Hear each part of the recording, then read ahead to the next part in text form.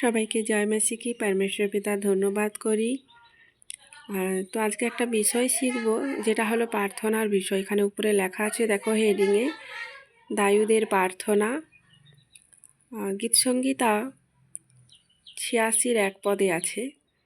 তো প্রত্যেকটি সন্তান চোখকে বন্ধ করে এই বচনকে মনে করো এবং তোমরা প্রার্থনা করো যে, হে সদাপ্রভু, কর্ণপাত করো, আমাকে উত্তর দাও, কেননা আমি দুঃখী ও দরিদ্র। আমার প্রাণ রক্ষা করো, কেননা আমি সাধু। হে আমার ঈশ্বর, আমাতে বিশ্বাসকারী তোমার দাসকে তুমি ত্রাণ করো। হে প্রভু, আমার প্রতি কৃপা করো, কেননা আমি সমস্ত দিন তোমাকে ডাকি। নিজ দাসের প্রাণ আনন্দিত করো, কেননা হে প্রভু, আমি তোমার উদ্দেশ্যে আমার প্রাণ উত্তোলন করি।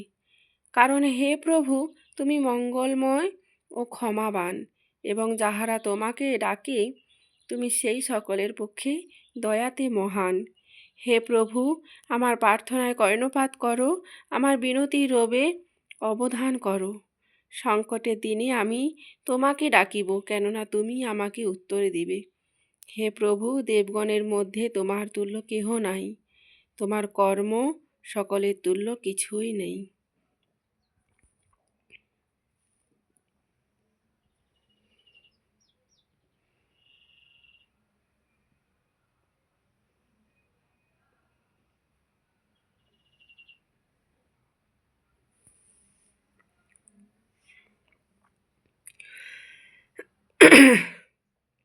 হে সদাপ্রভু, তোমার পথ আমাকে শিক্ষা দাও। আমি তোমার সত্যে চলিব। তোমার নাম ভয় করিতে তোমার চিত্তকে একাগ্র করো। হে প্রভু আমার ঈশ্বর, আমি সর্বশান্ত কারণে তোমার স্তব করিব।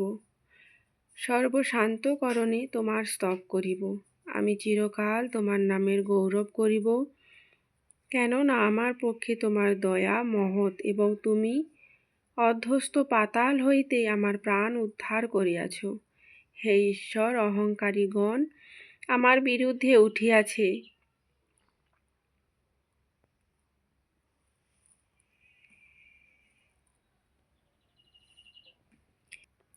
কিন্তু হে প্রভু, তুমি স্নেহশীল ও কৃপাময় ঈশ্বর, ক্রোধে ধীর এবং দয়াতে সত্য মহান। হালেলুয়া। পরমেশ্বর পিতার এই বচনকে তোমরা পড়ো এবং প্রার্থনা করো। দেখবে তোমরা পরমেশ্বরের কাছে অবশ্যই তোমাদের যে সকল আটকে আছে, অনেক কিছু রোগ তোমাদের ভালো হচ্ছে না, সেই হাড় একটা সমস্ত রোগ থেকে তোমরা সুস্থ হবে। তোমাদের হাড় একটা বিপদ থেকে তোমরা অবশ্যই শান্তির জীবন পাবে। তোমরা এই বচনকে পড়ো, বচনকে পড়ে তোমরা প্রার্থনা করো।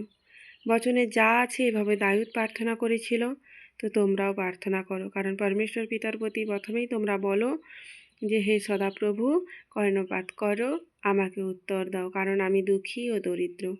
পরমেশ্বর পিতা দেখবে প্রত্যেকটি সন্তানকে শতগুণ আশীর্বাদ দিবে।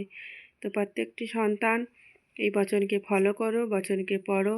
তো সবাইকে জয় মাসি কি, হালেলুয়া, শুভ সকাল।